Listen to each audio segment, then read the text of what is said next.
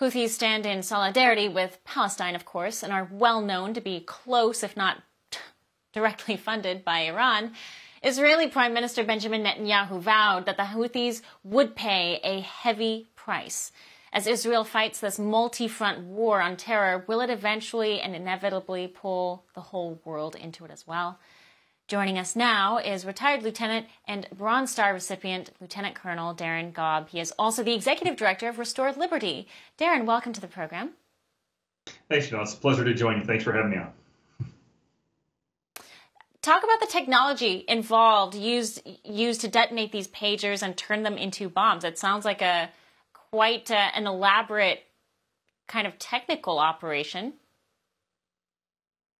Well, sure. And I think what will surprise some people is that this capability has existed for quite a while within some of your more well-funded and technologically sound intelligence and operational agencies within, I guess we'll just say letter agencies, not only in our country, but in others.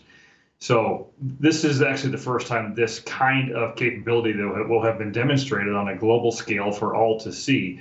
And how people will respond will be fairly interesting as time develops, because they are, I guess they're all going to look suspiciously at any device they may have on their person, from radios to cell phones to pagers to apparently solar devices and other things too. So anything that's wirelessly enabled and has certain capabilities is going to be vulnerable to this to a point. And there's a lot more to it.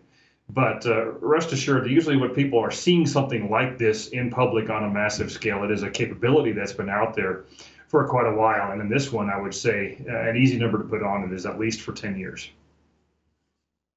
Oh, that's terrifying. What about the technology, though? I mean, we're looking at pagers.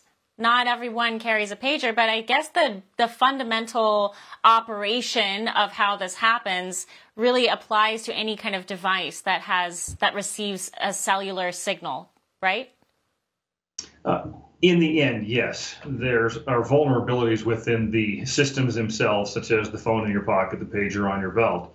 But there are other vulnerabilities that this particular technological gap takes advantage of, meaning if something you ordered through a supply chain system comes in this case, of course, we know these pages were ordered from overseas locations, and let's just say they're interdicted by somebody who wants to use them for their own gain, and this is a perfect example of that, then that device goes from not only a wirelessly enabled cell phone and or pager, it turns into something that may have been had something embedded in it designed to do this specific function. So the technology itself is not that easy to replicate. It takes something with a much larger budget and a much more robust experiment systems, something like a DARPA.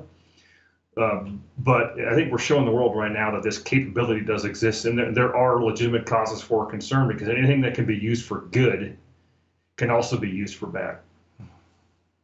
That's right. And it reminds me of other very scary cyber stories that we've heard over the years.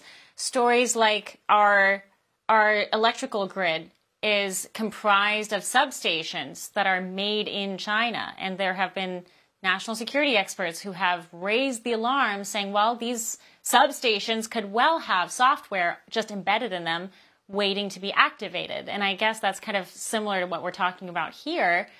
Only this time it was actually used. There's a report from Breitbart out today talking about China now importing these special electrical vehicles that potentially has the same capabilities. They could be weaponized as well, remotely. They're being shipped to Britain and to Europe.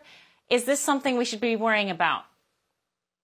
It absolutely is something we should be worrying about, and we should have been worrying about it for quite a long time. For all our viewers asking where One America News is heading in the future, we would like to introduce you to OAN Live. OAN Live is the best way to stay up to date on all of the hard-hitting, straight-shooting, national and international headlines. And the best part is, OAN Live is only $4.99 per month. All the credible, honest, unbiased reporting One America News offers at a fraction of the cost of cable. Just go to OANN.com to easily sign up for OAN Live and stay informed.